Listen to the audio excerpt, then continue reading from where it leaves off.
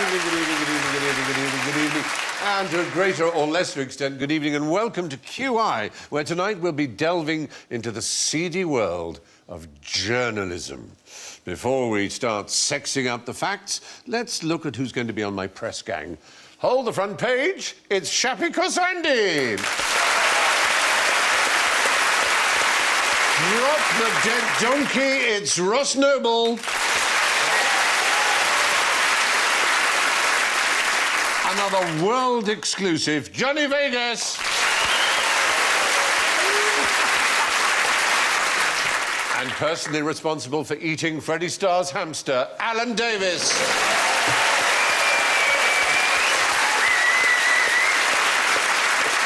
Now, before we press on, let's hear their buzzers. Shappi goes... That's newsy. Ross goes... Quite newsy too. Johnny goes... And Alan goes... Very pleasing. Oh, that's great. So you've actually given... It's a knockout, yeah. You've given us the It's a Knockout theme. Yeah. So at any point we can play that and just wrestle around in that. I could go... Then every time I press mine, something terrible will happen. Yes, well, yes. It's the news every time. I can't press my buzzer at all then, in case there's a volcano has killed the tsunami. population of Sunderland. Anyway, let's start. What kind of person lived here? Yes, already the tragic tones. Initially, you think a very angry person that's quite small. Yes. Small-minded or just small? It did genuinely exist, this Daily Mail model village. This was after the First World War, when housing was in short supply and we were trying to build a land fit for heroes. And it was made entirely of Daily Mail papier-mâché, was it? Copies of the Daily Mail. Well, the Daily Mail was never shy about trying to draw attention to itself with publicity stunts of all kinds, athletic stunts, firsts in aviation and so on. It was the Daily Mail that sponsored Amy Johnson to fly to Australia, for example, and they decided that they would lead the world because this was the way they ran in those days, and they thought they would contribute to a model village. Well, I can see that, like, if they go, let's have an air race, let's try and cross the Atlantic, and then they're all quite... like that. And, but then model village, But then... it's like...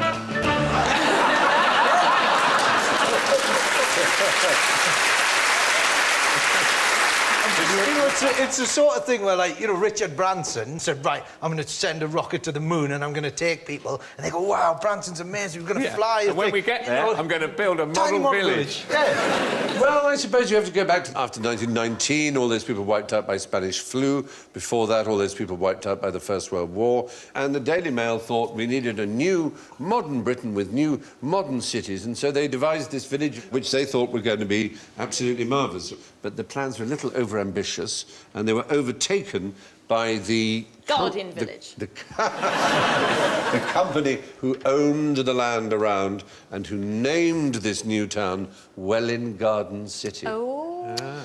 But there it was, the Daily Mail model village at Welwyn Garden City, 1922. It's a good job it wasn't the Sunday Sport model village, because then it would be the Welwyn Garden City. Welwyn! Welwyn! Check out the fronts of those houses. It's double fronted. Oh, look at the garage And there's doors always on. the back alley, too.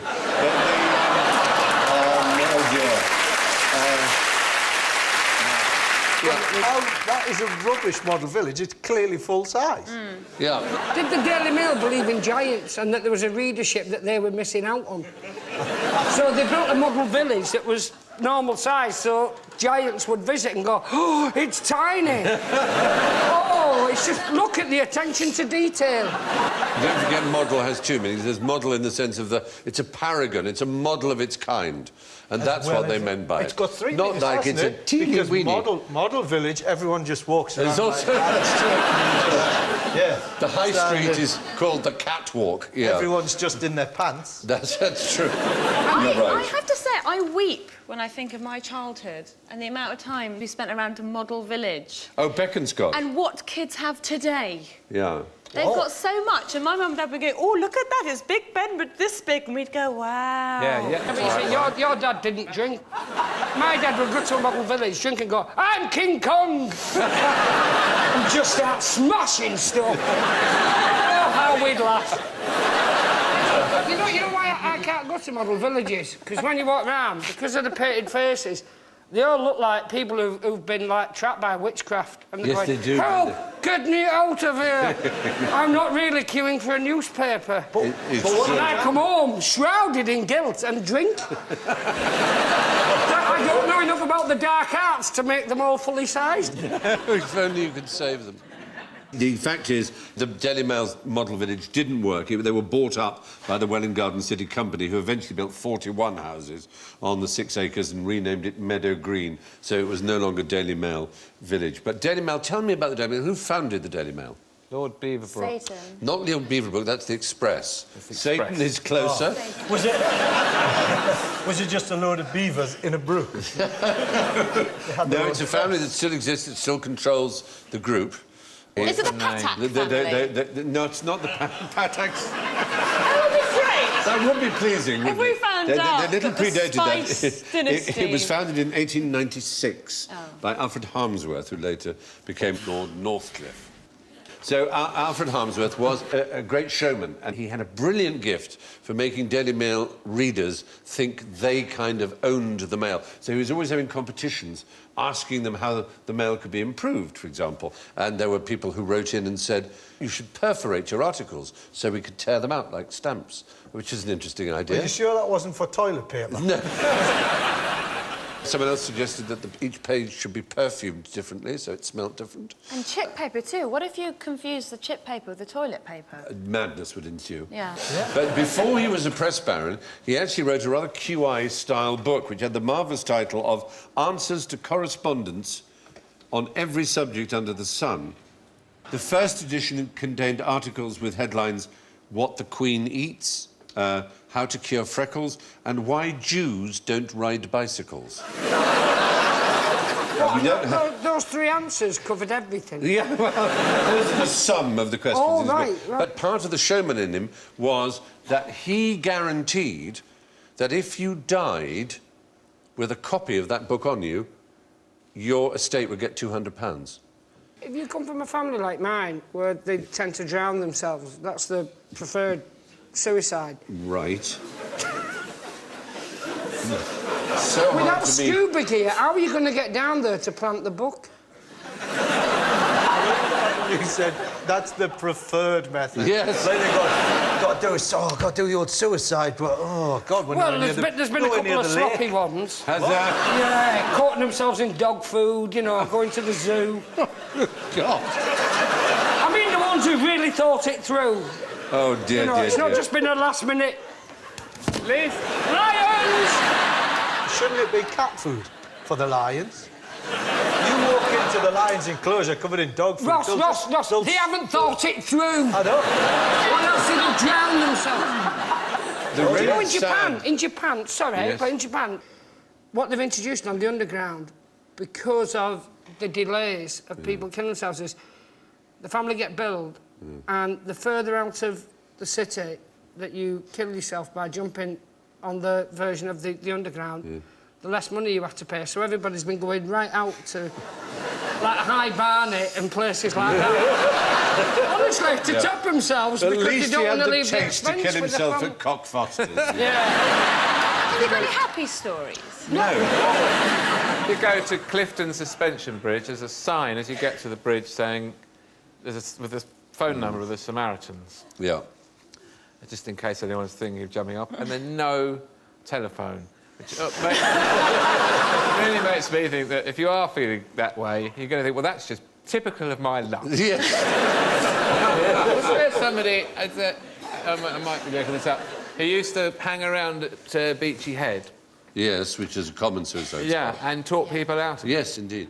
There's priests walking around. Yeah. Just Pri- going and up, priests having and a chat. ordinary, just good, kind people, yeah. about Beachy Head, I've been on to Beachy Head when I say had a gig in Brighton and then gone, and if you just want to have a little sit down and have a little think, people panic. I had the priest come up to me. Yeah. Because it is such a popular suicide Yeah, spot. I was just having a little bit of a read. Yeah. And he came out, and Well, I think it was a bit attention-seeking of me, if I'm honest. Well, to be honest, I was quite down. Dangling your legs over the edge. Choking myself. I'm fine. I'm absolutely fine. Now, listen to this obituary and let me know what kind of person is being described. He was a tireless raconteur who gave colourful accounts of his exploits but did not suffer fools gladly. An uncompromisingly direct ladies' man, he was affable and hospitable at every hour, but he did not uphold the highest ethical standards of the city. Sounds like a bit of a wrong 'un. Yes. Because they're all things that you kind of...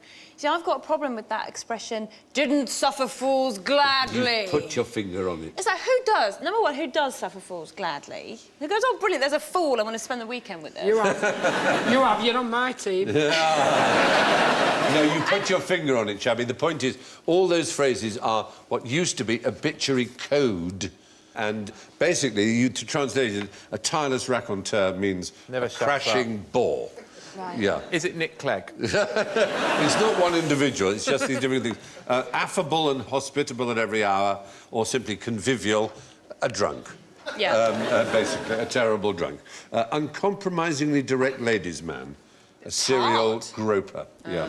You'd also get devoted much of his time to the Boys' Brigade and the Boy Scouts. That also told you a lot about such figures. Gave colourful accounts of his exploits. Liar. Liar, exactly. Did not uphold the highest ethical standards of the city. Thief. Yes, fraudster, basically. Exactly. And did not suffer fools gladly.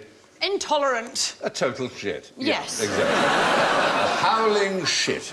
And these were the codes, and you read the obituaries, and you kind of understood what was being said about them.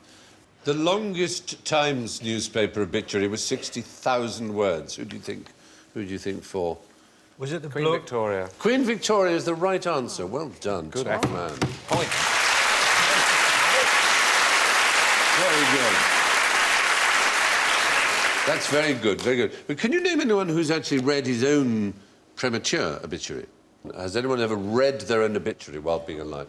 There's a weird thing about, you know, when Frankie Howard and Benny Hill, Hill yeah. died on the same day, and they rang up Benny Hill to say, "Can you? This is apparently true, right? Don't laugh like it's I'm sorry. This is death. I I'm know. not inviting you to my funeral." No. And apparently they rang up Benny Hill to get a quote about the death of Frankie Howard, and his agent couldn't get a hold of him, so she made up a quote, but he'd already died.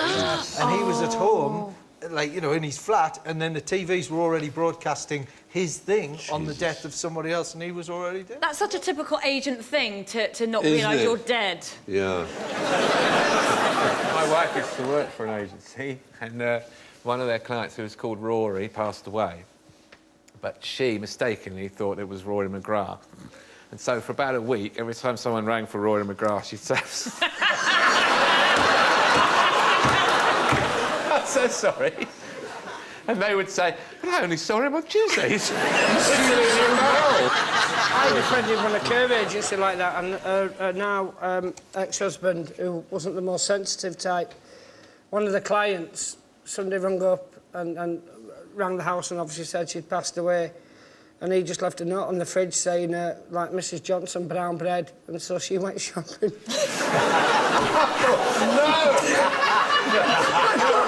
No, she needed groceries. Oh, dear. Well, there are two stories. One was that Alfred Nobel read his own obituary and was described as being a merchant of death because he invented... Dynamite? Dynamite, yes, exactly. And he was so horrified, and he wasn't dead, that he instituted the Nobel Prizes in order to try and reclaim his name. That is not, in fact, a true story, but it's a myth. The other one is Marcus Garvey, the Jamaican black nationalist, apparently died as a result of reading his obituary. He had a stroke when he read the Chicago Defender newspaper, which printed his obituary describing him as broke, alone and unpopular. Oh. It's terribly sad. It's like Googling yourself. Yeah. Mum would just say, it's safe to come out now. Yeah. He's gone, honest. It would have friends who knew him said, yes, he really was like that. I did say the other day, I was driving through Islington and there was a hearse slowing everything down, and I did say to my wife, if it's my funeral, tell the bloke driving the hearse to step on it. I would not. You should, instead of having a coffin as well, just have the body, so as you're going around the corners, you're slamming against... Can you get some chickens? Get some chickens in a cage, you know, some boxes to drive through, just make it look like... Like an A-team final, yeah. What music do you want your coffin to go, when your coffin goes into the... disappears? The Sweeney theme. Oh, that would be a good one. Well, when my dad... The end music, you know, when it's really slow. When the foot presses on the accelerator. I quite like the music from Allo Allo with You Have Been Watching. My body... Well, you know, one of the most popular ones is the countdown theme. When my dad died, he's a big fan of sailing, so we gave him a Viking send-off. We put his ashes in a boat and tried to set fire to it, but because it was in the North Sea, it wouldn't light. So what we did was we were trying to fill the boat full of his ashes, and we're going, do you tip the ashes straight into the boat, or do you put them in bags? And my mum, who's ever the practical, she went, I've got some sandwich bags. I'll get some sandwich. So we packed him in the boat, and then we went out to sea, and off he went and shot off into the distance. Was it remote control boat? Yeah, it was. Yeah, it was remote control, like a proper big yacht. Joking. And I just, no, seriously. The word for You that... sent your dad off with 4 double A's. Yeah, we did. It's somewhere. Keep going till the batteries run out. Somewhere. Go around in circles. You're there with an air rifle Hey, like and that. the people from the miniature village were going, help that man! Someone help me! The little lifeboat comes out. Did you not argue over who used the remote control? That wouldn't work in our family. Give it here, you're doing it wrong. It was my dad too! Give us a go! The word dignity is not the first in... No, but this is the thing. That's exactly what he would have wanted, and I've said the same thing. Like Hunter S. Thompson, you know, when he died, Yeah. Hunter S. Thompson was put in a cannon and just fired off across the valley that he used to own. And what I'd quite like to do is I'd like to be put in, like, pepper spray, and then, you know, just people that I don't like, I'm going to get my wife to go like that. That's for a noble. Oh, my God. How did we get here? I can't even remember. The fact is, no matter how many character flaws you have, you can be sure that they'll be euphemistically dealt with in your obituary. Journalists are not above a bit of muckraking, of course, but can you describe the most expensive piece of shit to come out of a British bank? Is it some sort of fossilised dinosauric poo in the... How extraordinary you are, Ross Noble. For 20 minutes you've been gibbering like an idiot. Suddenly you come up with a brilliant answer. You're absolutely right. The only way to be right is if you could give me a technical name for fossilised shit. Is there going to be faeces in the thing? Well, you can call it, yes, you can call it paleontophyses, or you can call it coprolite.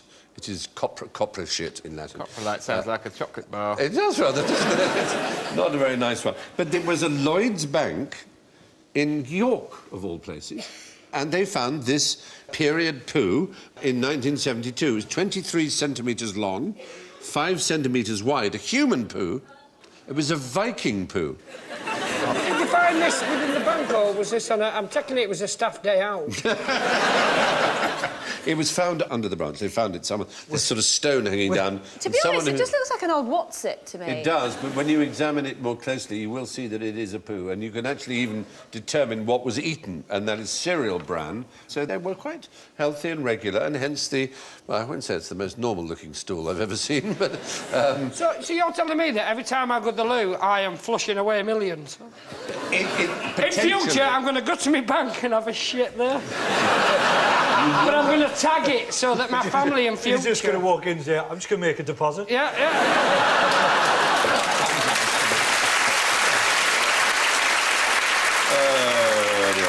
The poo's discoverer, Andrew Bones-Jones, said this is the most...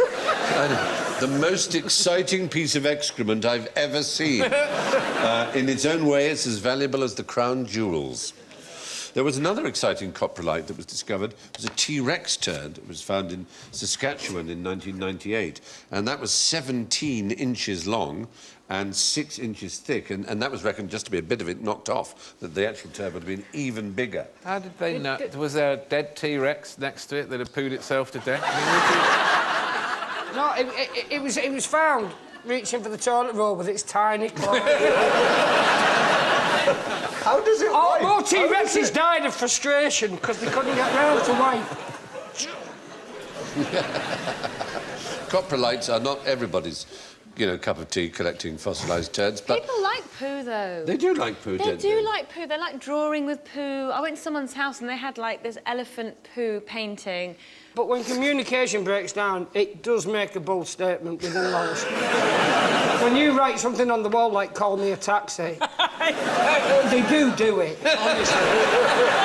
you know, like just one of them parties where you've had enough. You write on the wall with your own feces, people start listening to you.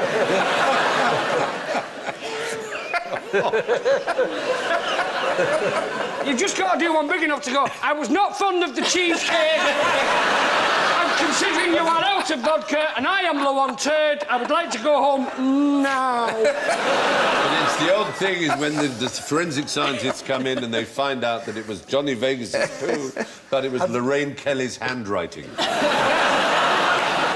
Yeah, but the diction was perfect and even the sweet corn was used for little commas and... Oh, now there's the line. We found the line. You've crossed a boundary. Are you finding that you're not selling as much Tupperware at these parties? I don't mean to keep it in that area, but I will.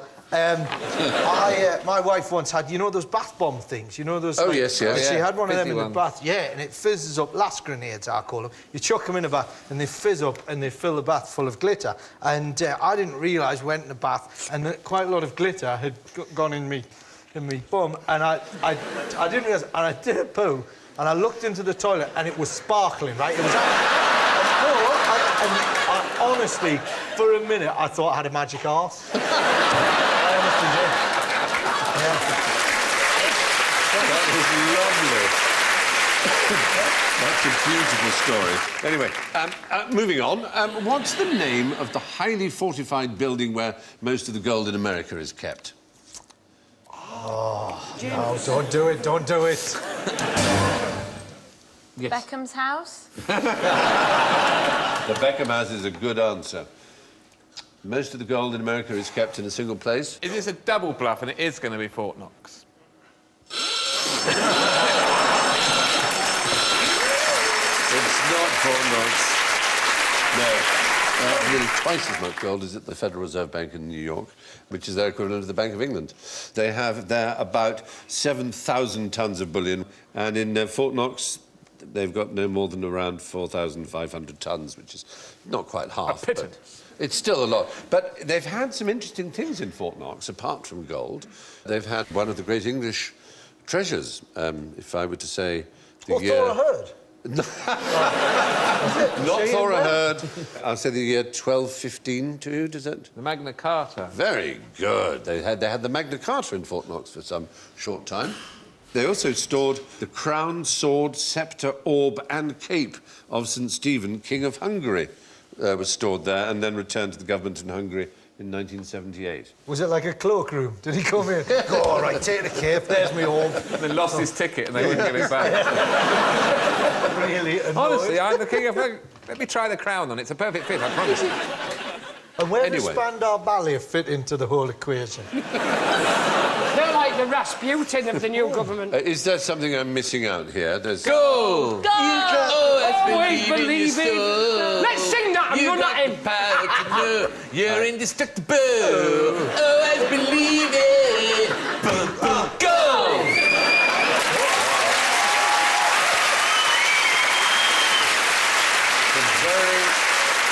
Very impressive way.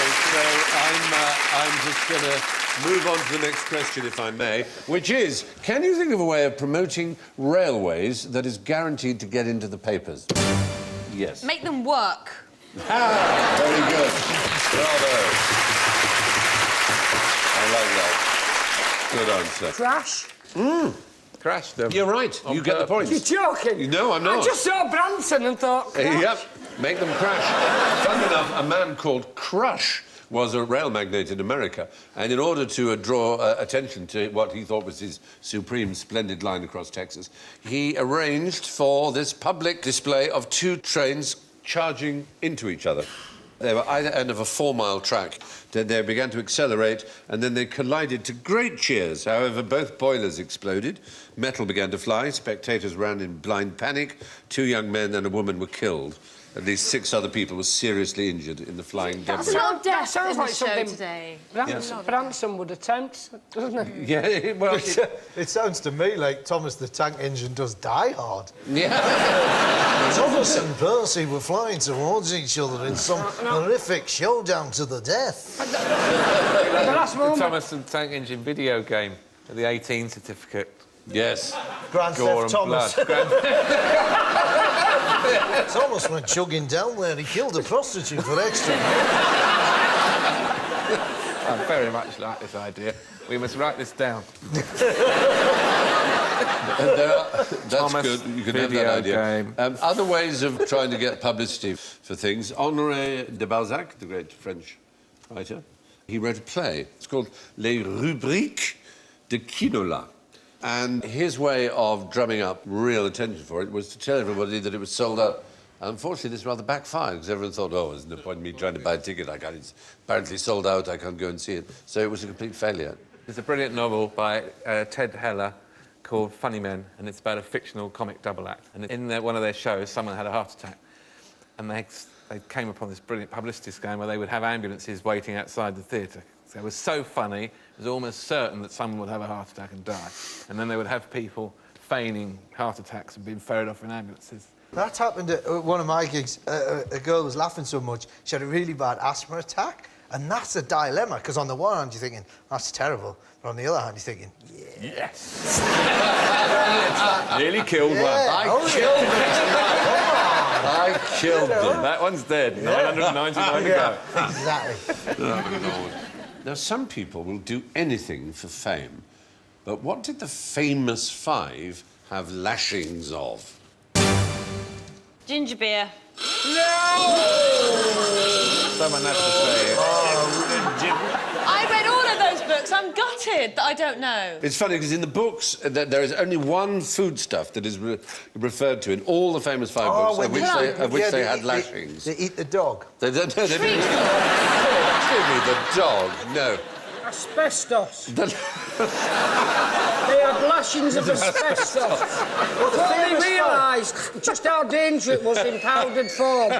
The dog in Famous 5 was asbestos. No. No, not the dog. Oh, sorry, I thought the dog was They were just asbestos. lots of asbestos for its fire Asbestos is a very retardant good name qualities. for a dog. It's great, isn't it? No, Asbestos! the reason you... Asbestos! The reason you... My uncle had a dog named after Charlie Mingus, the jazz musician. Yeah. And he would cut Mingus. But the problem is that he's got the same accent as me. He'd be in the park and he'd just be shouting, Mingus! Mingus! And the local girls thought that he was... Mingus! Piss off! Mingus! You call him Mingus? And it led to all sorts of problems. I'm sure it did. Why do we think of it as the lashings of ginger beer? Because of the comic strip asbestos. presents. Because the We've not comic strip disproved that. presents, their first film was the comic strip presents Five Go Mad in Dorset. And they kept going on Very about funny. having lashings of ginger beer. But in the actual books, there's no reference to lashings of ginger beer. But in one of the books, Five Go Down to the Sea, they did arrive at a Cornish farm and immediately settled down to a high tea of lettuce, tomatoes, onions, radishes, mustard and cress, carrot grated up, and lashings of hard-boiled eggs. Eggs! Yeah. Oh, I was going to say You're eggs. going to say that. They're the only They're always lashings going to that farmhouses and Enid getting free Blyton eggs. gave the famous five were lashings of hard-boiled eggs. They never had lashings That's of a ginger terrible beer. picnic. Where's onions? It's very hard to lash an egg as Yeah, well, well, you think- unless you're in some sort of S&M thing with Humpty Dumpty. Yeah. That's why they couldn't put them back together again. No, I will give you 10 done. points if you can give me, within 3, the number of books that Enid Blyton wrote a year. 42. You were damn close. You were just out of range, I'm afraid. She actually wrote 37 books a year. And talking of busy women, let's move on to another question here. Why have we never heard of Harriet Quimby? You've heard of Fred Quimby, who produced the Tom and Jerry. Cartoons. Tom and Jerry, Tom and Jerry. and Mayor Quimby in The Simpsons. But Harriet was the first American woman to become a licensed pilot and the first woman to fly the English Channel. But unfortunately, it just so happened her record-breaking flight didn't make the news because she completed it the day after the Titanic sank. So it just was a damp squib, to say the least. She was famous in her day. She was one of the very first screenwriters at the very beginning of Hollywood. She wrote 7 scenarios for the father of cinema, D.W. Griffith. She died aged 37 at an aviation meet, sadly crashing. But it was an impressive and a short and brilliant life. Who was the first man to fly the Channel, do you remember? Oh, we all know him. We all know the men that fly the channel. I mean, I don't. Well, he was the first person. Louis Blériot, it was one of the great achievements. He flew from England to France, but the French authorities, when he landed, didn't have a form, and so they signed him in as having landed on a yacht called monoplane, because that's the best they could do. But it was a huge feat at the time, and it was a £1,000 prize offered by... The Daily Mail? Of course, the Daily Mail. Well But done, you know exactly. what? Harriet did that backwards and in heels. Exactly. Very good. Good point. Thank you. I'm sure it was harder for her. But it can be... It can be very difficult to die at the wrong time. Can you think of people who died, unfortunately, on the same day as somebody even better known than themselves? There's some good examples. I yeah. know. Mother Teresa Yes, who died on the same day as Diana, Precisely. Princess of Wales. So she was not only below the fold, she was over the page. I only realised, like, a couple of months ago, Mother Teresa was dead. Yes, yes. Who died on the same day as Michael Jackson? It was it's actress, wasn't it? It was Yes, an Farrah actress. Fawcett. Farrah Fawcett is the right answer. Well done. Summoned up from nowhere.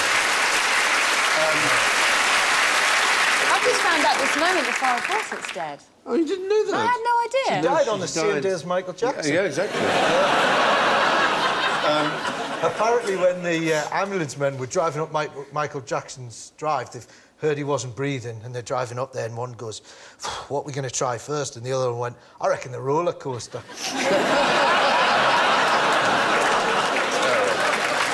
But do you do that thing where if you're on a plane and there's somebody famous on there, you look at them and think, if this goes down, who's going to get the top of the bill? No, I have to say I haven't yet thought that. That would be a sad thought, wouldn't it? Would I get the headline? I was on a plane with Sting once. Well, Sting and Alan Davis go down would be, I don't know,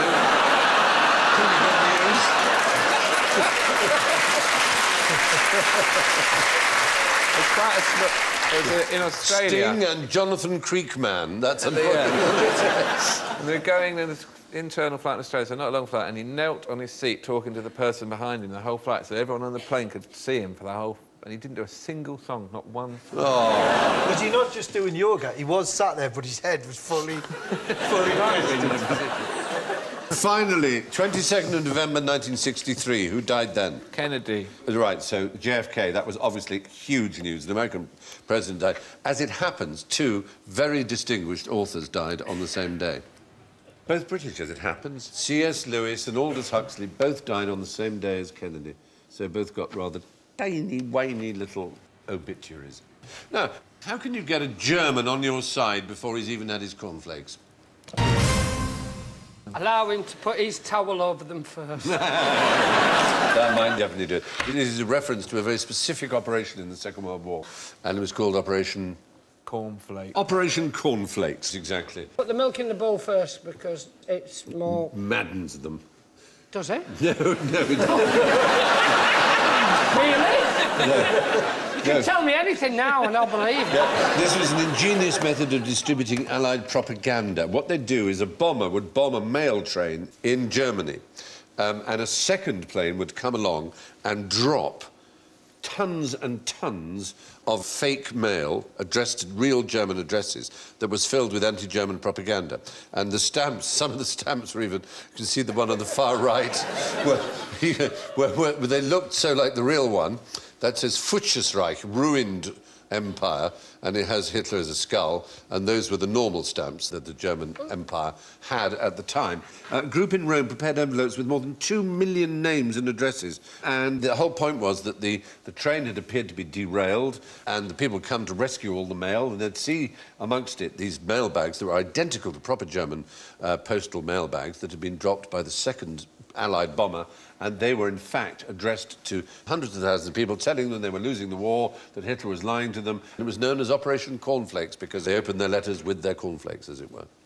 I thought it's quite interesting, didn't you? Quite interesting. But it's time, I think, for a dubious theory. A dubious theory from Stephen Fry. Yes. According to Dutch writer Iman Wilkins, the Trojan War actually took place in England, near Cambridge. The area which Homer calls Crete was Scandinavia, Sparta was Spain, and Lesbos was the Isle of Wight. Dubious or not, read out the arguments at trojanschmojan.co.uk and then decide for yourself. A dubious theory from Stephen Fry. Is that a website that's been set up by the elves? Yes, it is. It is, but it basically assembles all the facts which people who genuinely adhere to this theory, that the Trojan War really does not seem to qualify for a Greek war. For example, there's no mention of any Greeks anywhere. Troy's attackers are referred to as Danaans and Achaeans, who could be Danes, could be people from Argos, a kingdom of northern France. And Homer's Troy also has a climate which is very un-Mediterranean, full of storms and wind and rain.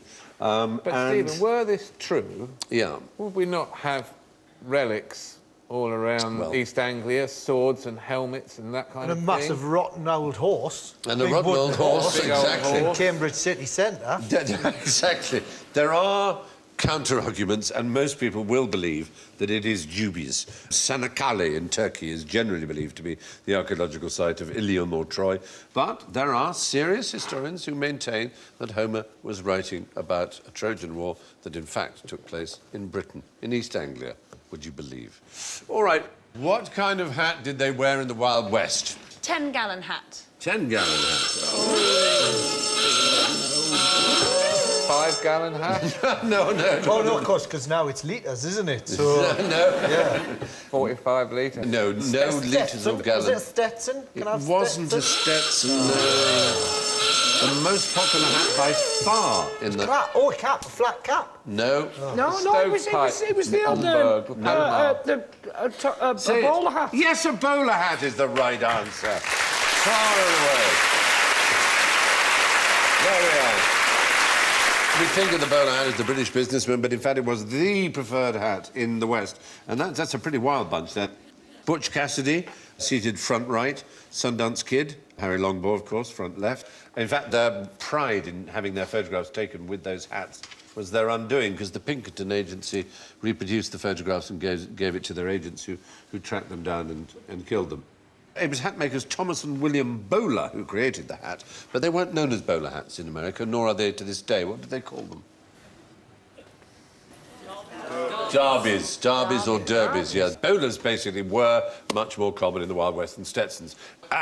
Who fancies a shootout with a real-life vortex cannon? I've given you one each next. You've got a box. See that box there? It's simply a box, all right? Now, the hole is where the vortex emerges. So if you lean it so that the hole is pointing at the target, all right, and basically what you're going to do is smack the side of the box, all right? After a 3, 2, 1, smack! Very good. There you are. Now.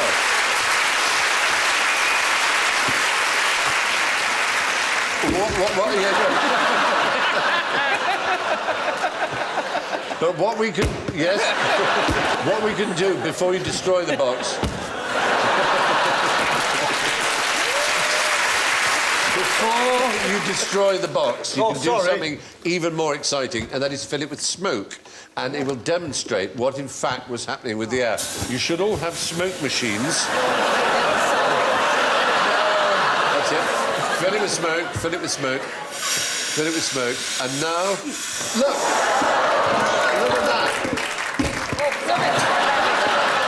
Just a gentle tap. That is a vortex, the beautiful smoke rings. And a lovely one there.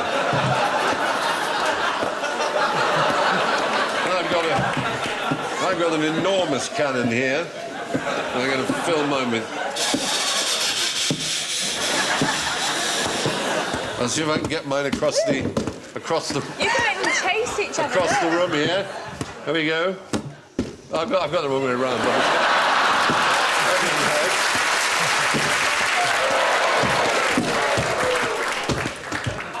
We'll let the smoke drift a little. We don't like a big dustbin. It's simply pressure of air creating this wonderful vortex. No, it's not. It's magic. Nice one, Alan. Hey, with this kind of magic, we could make the tiny people big again. Yes.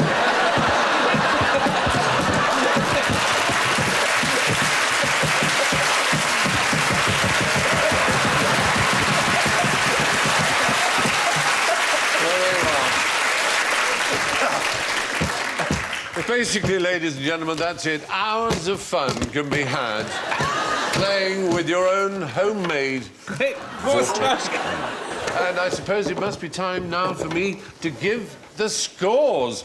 And how interesting they are. In first place with -5 is Ross Noble. Second equal with -6, Alan Davis and Johnny Vegas. And a slightly unhappy Shappi with -17.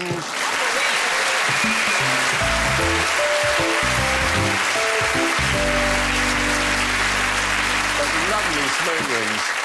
Lovely smoke rings. So that's all from Shappi, Johnny, Ross, Alan and me. And I will leave you with this from Abraham Lincoln. The trouble with quotes taken from the internet is that you can never know if they're genuine. Thank you and good night.